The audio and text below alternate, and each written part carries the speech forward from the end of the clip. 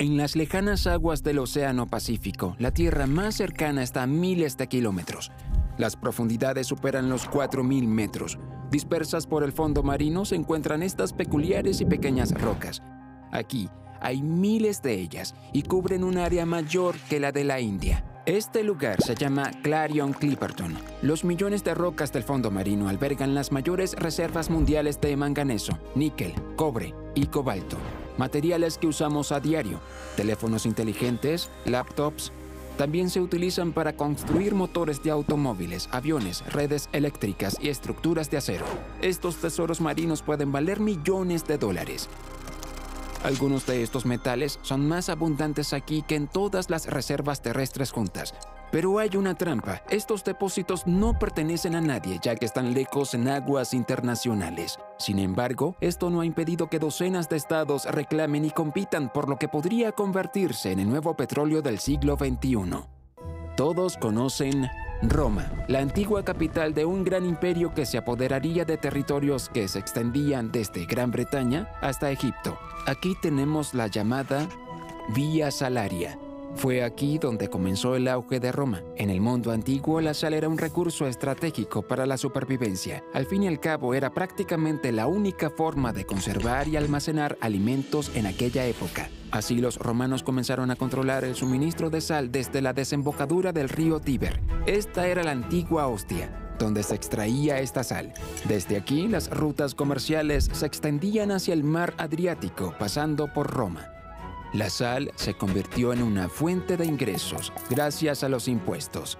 Este dinero se utilizaba para construir infraestructura y para financiar campañas militares. Curiosamente, las palabras soldado y salario están directamente relacionadas con la palabra sal. La palabra latina salarium significa salario. Se refería al pago que recibían los soldados romanos por custodiar un valioso cargamento o por comprar esta sal. Entonces, ¿qué tiene que ver la antigua Roma con todo esto? Sucede que desde la antigüedad la gente ha buscado controlar los recursos y las rutas que los llevan a los consumidores, porque fue la base del éxito de las entidades que llamamos estados.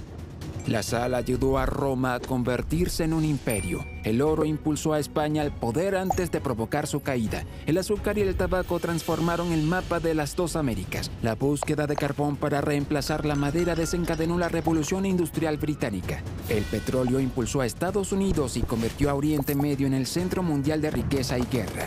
El gas salvó a Rusia. La pregunta lógica es, ¿qué recurso será el próximo y quién le traerá éxito y prosperidad? Aún no hay una respuesta. Al fin y al cabo, los humanos solemos conocer un recurso durante un tiempo, pero no lo utilizamos eficientemente. Es como usar la pantalla de un teléfono como martillo.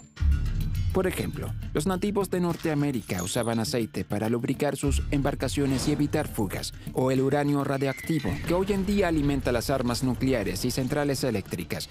Pero en el pasado, se añadía a la pintura de porcelana para lograr un color intenso. El cobalto comparte una historia similar. En la antigüedad se utilizaba para crear la pintura que daba a la porcelana y la cerámica su intenso color azul. Ahora pensemos en cómo ha aumentado la demanda mundial de cobalto en las últimas décadas y qué está sucediendo con los precios como resultado. Hay otro metal interesante que también se solía añadir a la cerámica y al vidrio, pero hoy en día su extracción va en aumento, el litio. Hoy en día, el litio, el cobalto y otros compuestos químicos tienen una gran demanda gracias al almacenamiento de energía que representan en los dispositivos modernos como la batería de litio. Cada batería de este tipo consta de un cátodo y un ánodo, con un polo positivo y uno negativo. El ánodo suele estar hecho de grafito, mientras que el cátodo requiere 4 metales muy codiciados: manganeso, níquel, cobalto y litio. Saquemos algunos cálculos. Nuestros teléfonos contienen de 3 a 5 gramos de litio, una laptop entre 20 a 50 gramos y un patín eléctrico de 1 a 2 kilogramos. Un auto eléctrico requiere entre 10 a 50 kilogramos. Pero un autobús eléctrico, como los que van por las calles de Londres, necesita hasta 400 kilogramos. Tengan en cuenta que la cantidad de dispositivos que funcionan con baterías aumentan cada año. Son cada vez más grandes, pesados, rápidos y avanzados, por lo que requieren más energía y más litio. ¿Por qué exactamente? Veamos la tabla periódica. El litio es el elemento número 3, el metal más ligero del planeta y uno de los más reactivos. Por ejemplo, esto es lo que ocurre cuando lo dejas caer en agua. Reacciona al instante, burbujeando y derritiéndose. Este metal ligero, blando y reactivo se utiliza para crear baterías con una densidad energética muy alta, manteniendo el tamaño y la masa al mínimo. ¿Pero en dónde podemos extraerlo? Actualmente, los 4 principales proveedores son Argentina, China, Chile y Australia. Casi la mitad del litio del mundo se extrae allí. Pero aquí está el problema. El 90% de las materias primas australianas no se envían a Australia, sino a China. ¿Por qué allí? Porque el yacimiento de litio más productivo de Australia y del mundo pertenece en un 51% a una empresa china. Ahora tomémonos un momento para admirar la belleza del litio argentino, o mejor dicho, los lugares donde se extrae sin cesar. ¿Quién manda aquí? Otra empresa china. Y aquí está el paisaje del desierto de Atacama en Chile, donde se extrae el litio mediante evaporación. A primera vista parece que los productores locales están al mando. Pero como habrán adivinado, el principal accionista de la empresa chilena de litio es la misma corporación china que controla la minería en Australia. Y luego está la vecina Bolivia. Aquí se extrae muy poco litio. Sin embargo, el país posee las mayores reservas de este metal. Se encuentran aquí mismo, en lo que se conoce como el Triángulo del Litio de Sudamérica. El metal se encuentra en los vastos y áridos salares. Lo comparten Argentina, Chile y Bolivia. Juntos, estos 3 países representan más de la mitad de todas las reservas mundiales. ¿Saben quién se adjudicará los principales contratos para la extracción del litio en Bolivia? Rusia y China. Una vez más, ¿por qué los chinos necesitan tanto litio? Su mayor uso hoy en día es en la fabricación de baterías de automóviles. ¿Y quién es el mayor fabricante de autos eléctricos del mundo? No es la estadounidense Tesla, ni ninguna empresa europea como Volkswagen. Es la empresa china BYD, que vendió la impresionante cifra de 3 millones de autos eléctricos en 2023. China produce también 3/4 partes de todas las baterías de litio del mundo. Y lo que es más importante, China controla todo el proceso, la extracción, el procesamiento, el suministro y otros componentes de las baterías. Por ejemplo, tomemos el cobalto. Un químico británico-estadounidense tuvo la idea de usar este metal plateado en baterías. Posteriormente, un científico japonés perfeccionó la tecnología. Ambos recibieron el Premio Nobel de Química por sus descubrimientos. En 1991, la empresa japonesa Sony fue la primera en utilizar este invento. El cobalto, con sus propiedades únicas, aumenta el número de ciclos de recarga de las baterías, permite su funcionamiento a temperaturas bajas y evita que exploten.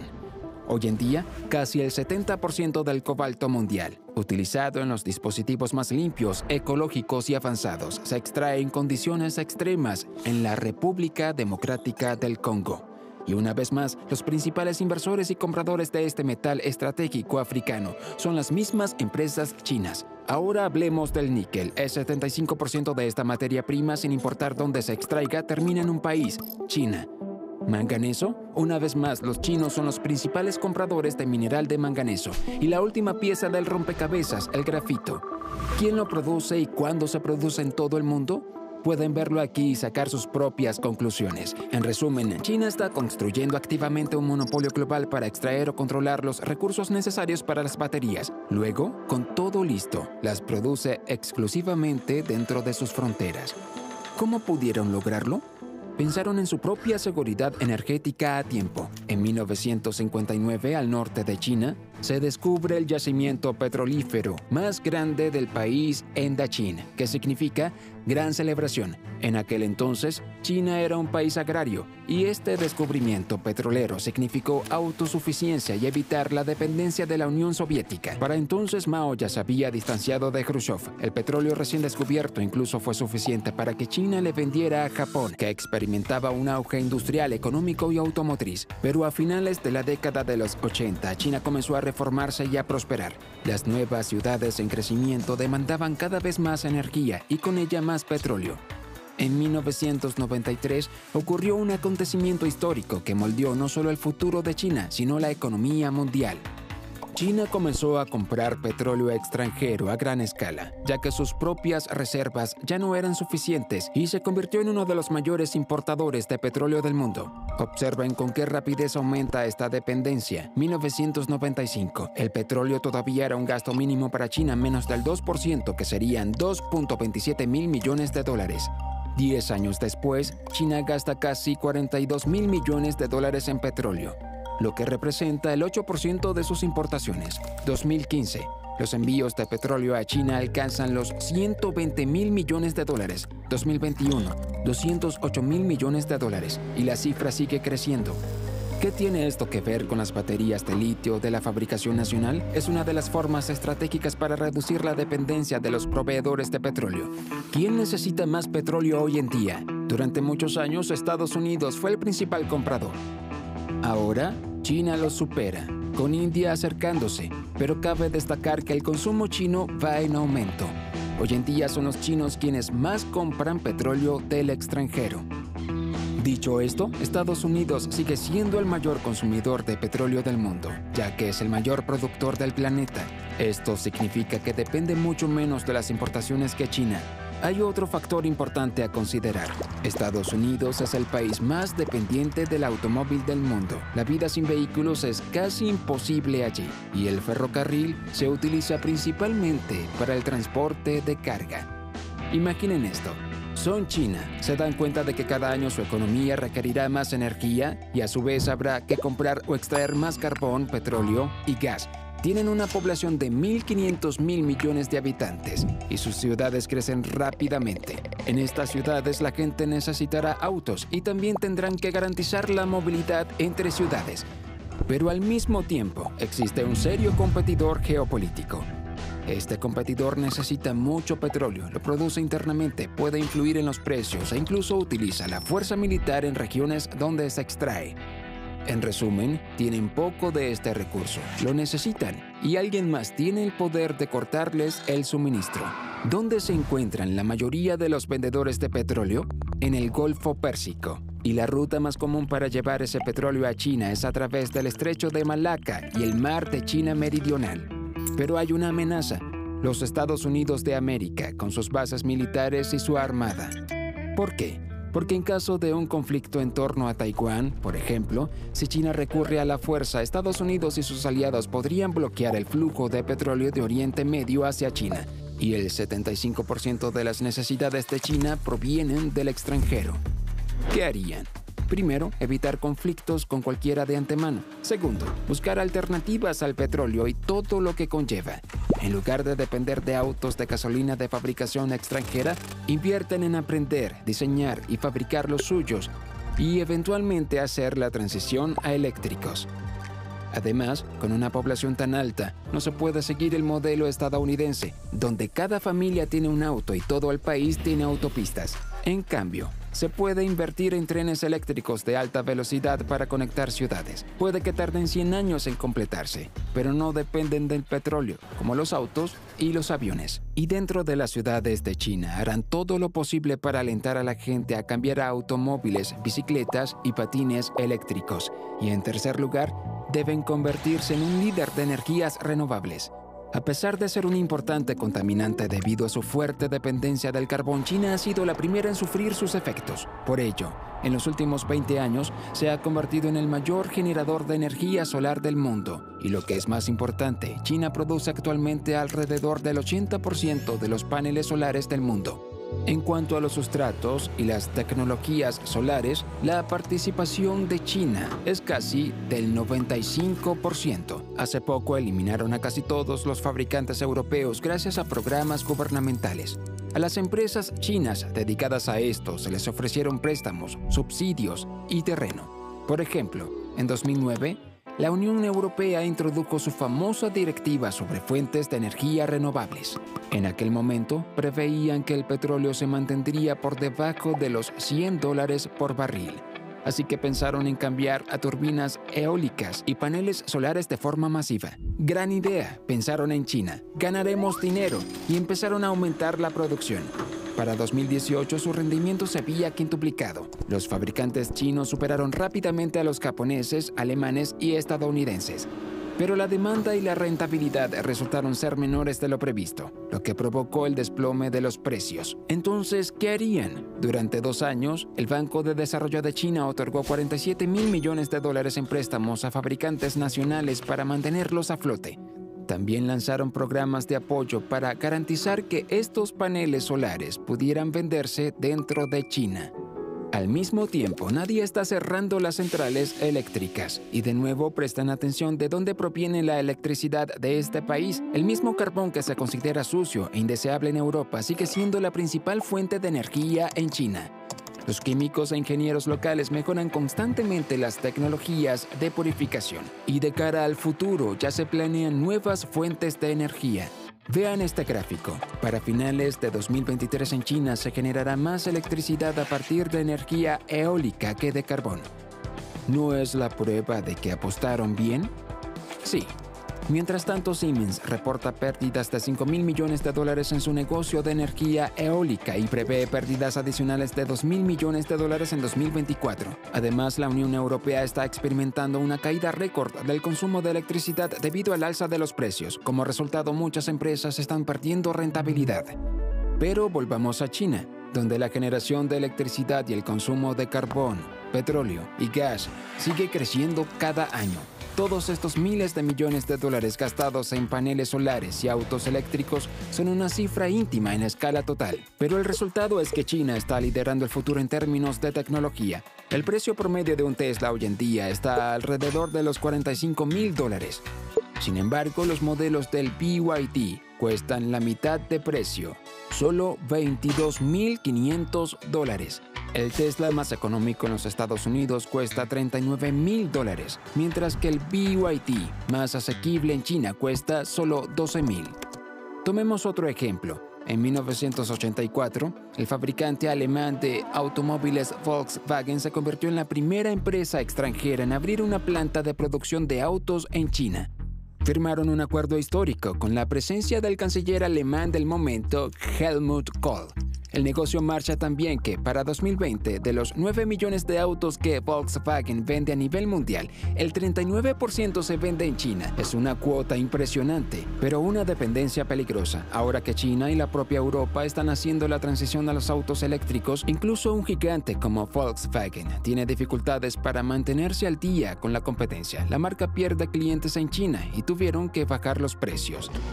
Ahora que China y la propia Europa están haciendo la transición a los autos eléctricos, incluso un gigante como Volkswagen tiene dificultades para mantenerse al día con la competencia, la marca pierde clientes en China y tuvieron que bajar los precios. Por ejemplo, el auto eléctrico más vendido, el Volkswagen ID.3, que cuesta $35,000 en Alemania, se vende en China por la mitad de ese precio, solo $16,600. Y hoy ya no son los europeos los que abren plantas de producción en China, sino al revés. La marca BYD construirá una nueva fábrica de autos eléctricos en Hungría, siendo así la primera empresa china en Europa que lo hace. Excepto que no parece que las autoridades de la Unión Europea tuvieran grandes expectativas. A principios de 2023, los países de la Unión firmaron un acuerdo para eliminar por completo la venta de autos nuevos con motor de combustión interna en un plazo de 12 años. Pero para otoño de 2023, la Unión Europea criticó que los autos eléctricos chinos fuesen muy económicos para el mercado europeo. Los mercados mundiales están inundados de autos eléctricos chinos asequibles. Dicen que debería haber una investigación y, de ser necesario, imponer aranceles proteccionistas. De lo contrario, China destruirá nuestra industria automotriz, tal como destruyó la producción de paneles solares. Esto es posible porque las empresas chinas controlan toda la cadena de suministro, desde las materias primas hasta el componente más crítico, las baterías. El Volkswagen ID.3 está ensamblado solo en 1/3 con sus propios componentes. El Tesla Model 3 estadounidense, 68%. Pero BYD chino alcanza el 75%. ¿Saben por qué? Porque en 1995 esta empresa china, cuyo nombre significa Construye tus sueños, no empezó con autos. Fue fundada por un ingeniero y químico chino de 29 años. Ahora multimillonario, claro, que producía baterías para teléfonos móviles. Como prueba de su éxito, aquí está la lista actual de los principales fabricantes de baterías. Los líderes son BYD, y entre los fabricantes de Asia, vemos qué país controla y distribuye la parte de las baterías de litio en toda la región.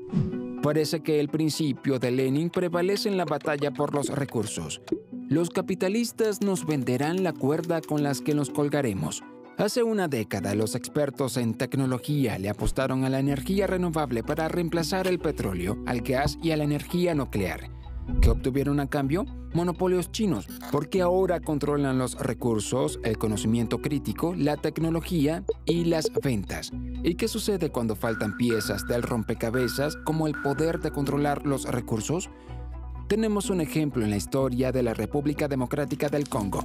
Primero, se descubrió aquí un recurso rentable llamado esclavos, que se exportaron a América para trabajar en las plantaciones. Más tarde, los europeos encontraron caucho y las tribus locales, en el mismo papel de esclavos, lo recolectaron para el rey belga. Después llegaron los diamantes, el uranio y ahora el cobalto. Ninguno de estos recursos ha enriquecido a la República Democrática del Congo. Al contrario, siempre han sido las potencias extranjeras las que se han beneficiado de ellos. En su época eran los europeos progresistas. Hoy la historia es la misma, solo que con los chinos progresistas.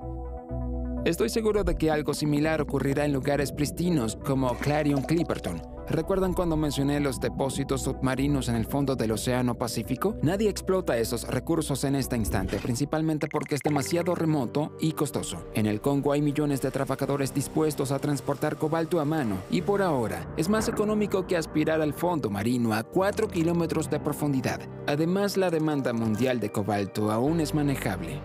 De momento siguen siendo una reserva para toda la humanidad, pero se convertirán en un recurso para países específicos cuando haya una escasez repentina de cobalto o cuando la explosión de estos depósitos se vuelva rentable a largo plazo.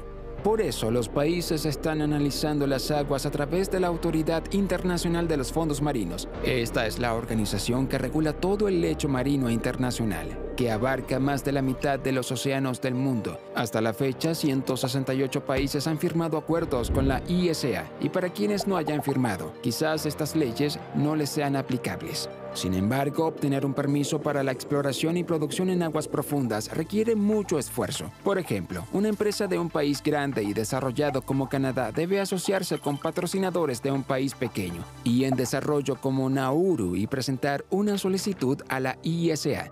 Ya existen docenas de empresas conjuntas de este tipo en todos los países. Nadie quiere perderse una posible carrera por recursos gratuitos dispersos en el fondo del océano.